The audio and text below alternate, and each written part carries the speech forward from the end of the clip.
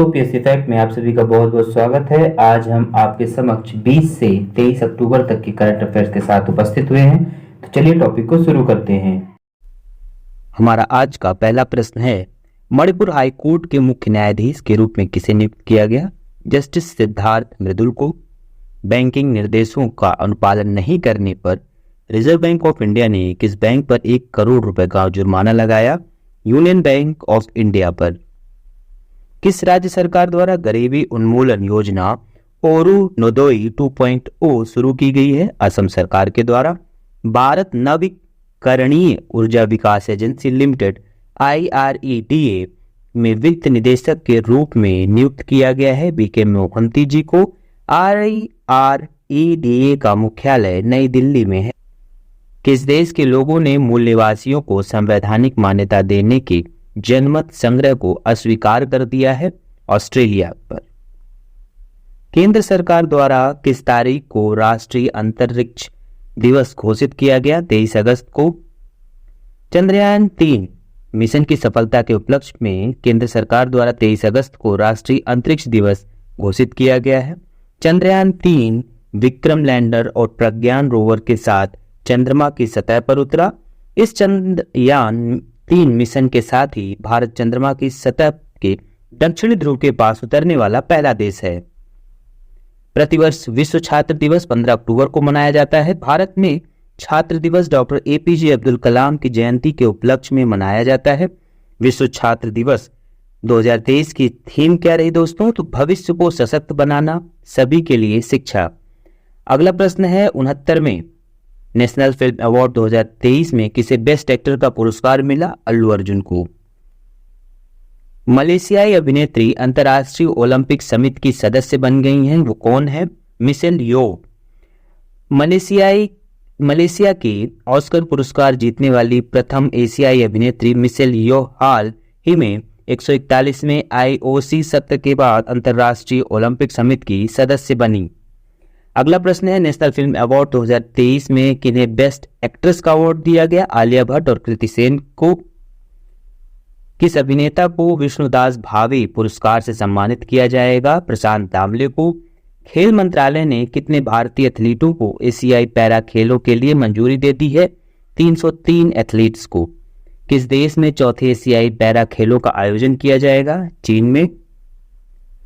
किस राज्य सरकार ने स्वस्थ त्योहार अभियान शुरू किया है? उत्तर प्रदेश सरकार के द्वारा। संयुक्त राष्ट्र और अन्य अंतर्राष्ट्रीय संगठनों में भारत का अगला स्थायी प्रतिनिधि किसे नियुक्त किया गया है? अरिंदम बागची को। अरिंदम बागची वर्तमान में विदेश मंत्रालय में अतिरिक्त सचिव के रूप में कार्यरत हैं। अरिंदम बागची 1995 बैच के भारतीय विदेश सेवा के अधिकारी रहे हैं। अरिंदम बागची मार्च 2021 से विदेश मंत्रालय के प्रवक्ता हैं। तो संयुक्त राष्ट्र और अन्य अंतर्राष्ट्रीय संगठनों में भारत का अगला स्थायी प्रतिनिधि अरिंदम बागची जी होने वाले हैं। 18वीं भारत वियतनाम संयुक्त आयोग की बैठक किस शहर में की जाएगी? हनोई में। इससे संबंधित कुछ फैक्ट देख लेते हैं कि इस बैठक की सह अध्यक्षता विदेश मंत्री श्री डॉक्टर S जयशंकर ने अपने वियतनामी समकक्ष बुई थान सोन के साथ की। इस बैठक के दौरान राजनीतिक, रक्षा और समुद्री सुरक्षा, न्यायिक, व्यापार और निवेश, ऊर्जा, विकास, शिक्षा, प्रशिक्षण आदि क्षेत्रों में सहयोग पर विचार किया गया। इसके साथ ही डॉक्टर S जयशंकर ने वियतनाम के विदेश मंत्री के साथ भारत और वियतनाम के बीच राजनयिक संबंधों के 50 वर्ष पूरे होने पर स्मारक डाक टिकट जारी किया। तो दोस्तों, किसी भी देश के मध्य जो राजनयिक संबंध हैं उनके मजबूत होने से हमारे कई क्षेत्र मजबूत होते हैं। किस केंद्रीय मंत्री ने नई दिल्ली में इंडिया स्किल 2023-24 का शुभारंभ किया? धर्मेंद्र प्रधान जी ने। भारत ने वैश्विक प्रतिस्पर्धा में 11वां स्थान हासिल किया। विश्व कौशल प्रतियोगिता दुनिया की सबसे बड़ी कौशल प्रतियोगिता है जो हर 2 साल में आयोजित की जाती है। इसका आयोजन वर्ल्ड स्किल इंटरनेशनल द्वारा किया जाता है, जिसमें 86 सदस्य देश हैं। दिल्ली में आयोजित इंडिया STEM शिखर सम्मेलन 2023 को किसने संबोधित किया? नितिन गडकरी जी ने।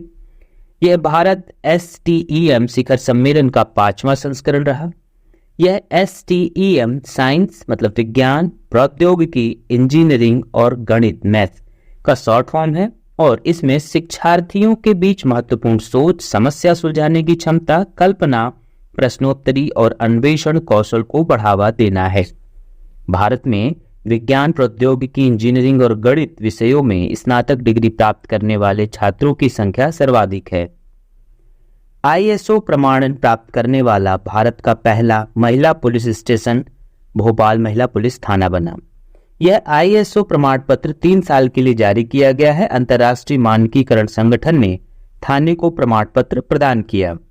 ISO 169 राष्ट्रीय मानक निकायों की सदस्यता वाला एक स्वतंत्र गैर सरकारी अंतर्राष्ट्रीय संगठन है। राष्ट्रीय सुरक्षा गार्ड NSG का 39वां स्थापना दिवस कब मनाया गया? 16 अक्टूबर को। ब्लैक कैट्स के नाम से मशहूर राष्ट्रीय सुरक्षा गार्ड की स्थापना दिवस हर वर्ष 16 अक्टूबर को मनाई जाती है। NSG की स्थापना ऑपरेशन ब्लू स्टार के बाद आतंकवादी गतिविधियों से निपटने और राज्य को आंतरिक गड़बड़ी से बचाने के लिए की गई थी। NSG की स्थापना गृह मंत्रालय के तहत देश की आतंकवाद विरोधी इकाई के रूप में की गई। NSG की स्थापना 16 अक्टूबर 1984 को की गई थी दोस्तों। अगला प्रश्न है, the river swim colonialism to cooperation पुस्तक का लोकार्पण किया गया है। यह पुस्तक किस पर आधारित है? तो यह पुस्तक भारत एवं ब्रिटेन के द्विपक्षीय संबंधों पर आधारित है। भारत एवं ब्रिटेन इन दोनों देशों के द्विपक्षीय संबंधों पर आधारित प्रभात प्रकाशन की पुस्तक द रिवर स्वीम है का अभी हाल ही में लोकार्पण हुआ है। किस फिल्म को मिला प्रतिष्ठित राष्ट्रीय फिल्म पुरस्कार? दोस्तों फिल्म पुरस्कार का हम एक पूरा का पूरा वीडियो अलग से सेपरेट लेके आएंगे। उसमें पूरे जितने भी पुरस्कार वितरित हुए हैं, बेस्ट एक्टर, बेस्ट एक्ट्रेस, को एक्टर जितने भी हैं, इसकी शुरुआत कब से होती है, इससे संबंधित सारी इन्फॉर्मेशन नेक्स्ट वीडियो में होने वाली है। चलिए आगे बढ़ते हैं। किस फिल्म को मिला प्रतिष्ठित राष्ट्रीय फिल्म पुरस्कार? लुकिंग फॉर चंदन। इंदिरा गांधी राष्ट्रीय कला केंद्र न्यास की फिल्म लुकिंग फॉर चंदन को मंगलवार को हाल ही में सर्वश्रेष्ठ खोजी फिल्म की श्रेणी में साल 2021 के लिए राष्ट्रीय फिल्म पुरस्कार प्रदान किया गया। अगला प्रश्न है दोस्तों, रैपिड एक्स क्या है? भारत की पहली स्वदेशी सेमी हाई स्पीड क्षेत्रीय रेल प्रणाली। हमारा अगला प्रश्न है, भारती एयरटेल ने हाल ही में रेड कैप सॉफ्टवेयर का परीक्षण किया और परीक्षण के लिए किसके साथ साझेदारी की? एरिक्सन के साथ।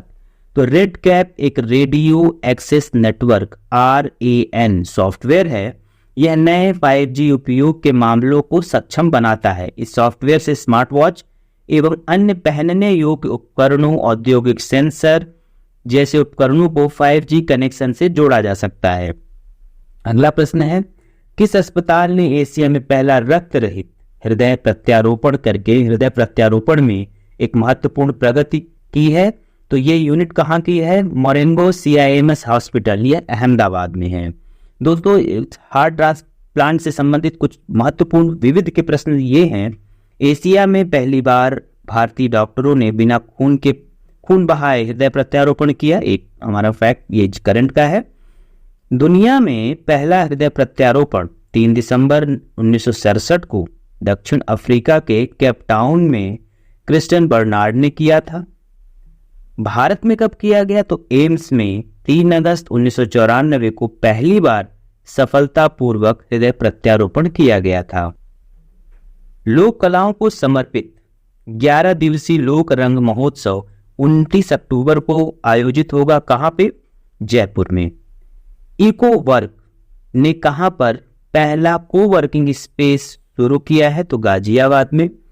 इको वर्क साझा स्थान ने ई वेस्ट क्षेत्र में काम करने वाले लघु उद्यमियों, डिसमेंटलिंग, विखंडन एवं पुनर्चक्रण, साइकिलिंग के लिए हाल ही में गाजियाबाद में पहला कोवर्किंग स्पेस शुरू किया है। किस मुख्यमंत्री को सर्टिफिकेट ऑफ एक्सीलेंस से सम्मानित किया गया? तो सुखविंदर सिंह सुक्खू को। ये कहाँ के मुख्यमंत्री हैं दोस्तों? हिमाचल प्रदेश राज्य में किए गए आपदा प्रबंधन के लिए वर्ल्ड बुक ऑफ रिकॉर्ड्स ने हिमाचल प्रदेश के मुख्यमंत्री श्री सुखविंदर सिंह सुक्खू को सर्टिफिकेट ऑफ एक्सीलेंस से सम्मानित किया है।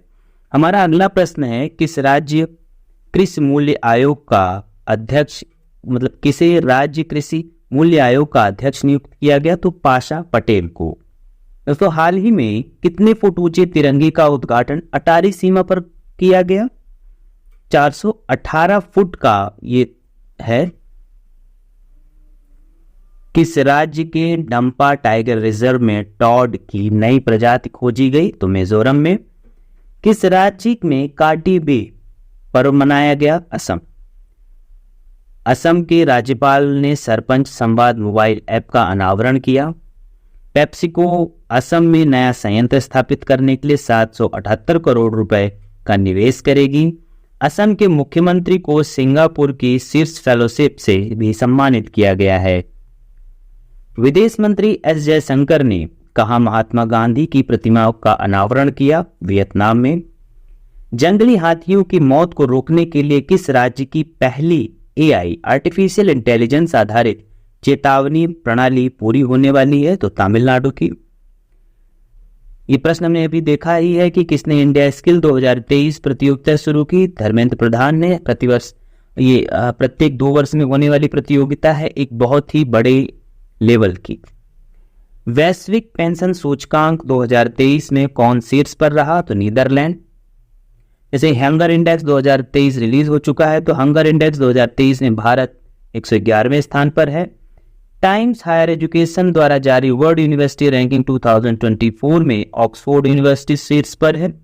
ग्लोबल इनोवेशन इंडेक्स में स्विट्जरलैंड शीर्ष पर रहा।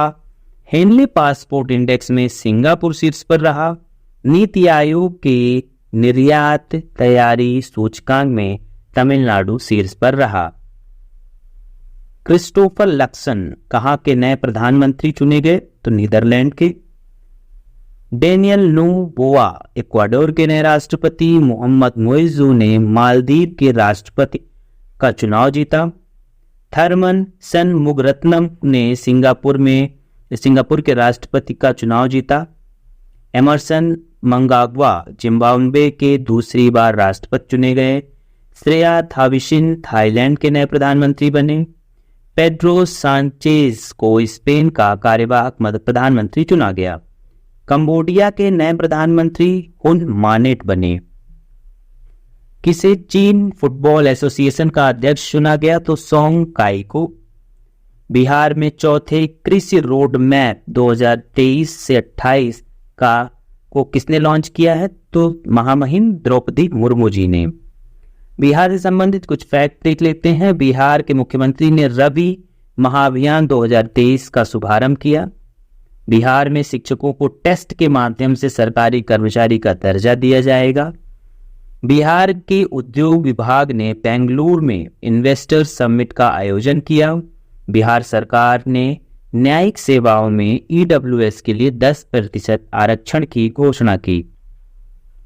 कहाँ का पुलिस स्टेशन आईएसओ प्रमाण प्राप्त करने वाला भारत का पहला महिला पुलिस स्टेशन बना? भोपाल। आयुर्वेद दिवस किस थीम पर आयोजित किया जाएगा? वन हेल्थ के लिए आयुर्वेद। भारत निर्वाचन आयोग द्वारा विकसित know your candidate mobile application का प्राथमिक उद्देश्य क्या है? उम्मीदवारों के आपराधिक इतिहास की जानकारी प्रदान करना। दुनिया का सबसे बड़ा प्रौद्योगिकी और स्टार्टअप गिटेक्स ग्लोबल 2023 कहाँ आयोजित हुआ? दुबई वर्ल्ड ट्रेड सेंटर और दुबई हार्बर में। GITEX जेडेक्स ग्लोबल 2023 का विषय क्या था?